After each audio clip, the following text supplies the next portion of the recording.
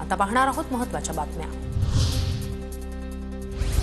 महापालिका निवडणुकीच्या पार्श्वभूमीवर ठाकरेंच्या शिवसेनेची तयारी सुरू। बैठकांसह गणेशोत्सव काळात नागरिकांपर्यंत पोहोचण्यासाठी मतदारसंघातील नागरिकांना गणेश पूजेच्या साहित्याचं ठाकरेंच्या शिवसेनेकडून वाटप। ठाणे रेल्वे स्थानकात कोकणात जाणाऱ्यांची मोठी गर्दी। मांडवी एक्सप्रेस पकडण्यासाठी प्रवाशांची मोठी रांग। रेल्वेच्या रोरो सेवेला कोकणवासियांचा अत्यल्प प्रतिसाद। केवळ 5 कार घेऊन रेल्वे कोकणाकडे रवाना। कोकण रेल्वेची पहिली कार ऑन रेल्वे गोव्याच्या दिशेने रवाना। सांगलीच्या मिरजेत जनसुराज्य शक्ती पक्षाची सिंदूर दहीहंडी कार्यक्रमात आजी माजी खासदार एकाच व्यासपीठावर। विशाल पाटील आणि संजय काका पाटील कट्टर विरोधक एकाच व्यासपीठावर आल्यानं चर्चा।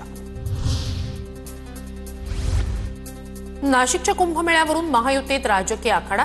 भाजप दादांच्या राष्ट्रवादीनंतर आता शिंदेंच्या सेनेची एंट्री। कुंभमेळ्याच्या टेंडर प्रक्रियेवर आक्षेप घेत पदाधिकाऱ्यांकडून शिंदेंना बैठक घेण्याची मागणी।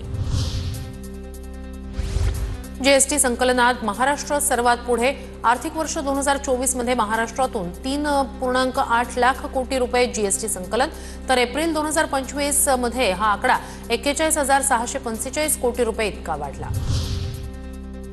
11वीसाठी आतापर्यंत केवळ 12 लाख विद्यार्थ्यांचेच प्रवेश निश्चित। राज्यभरात 9,528 महाविद्यालयांमध्ये एकूण 21,54,692 जागा उपलब्ध। शिक्षण विभागाकडून 11वी प्रवेशासाठी अंतिम विशेष फेरीचं आयोजन।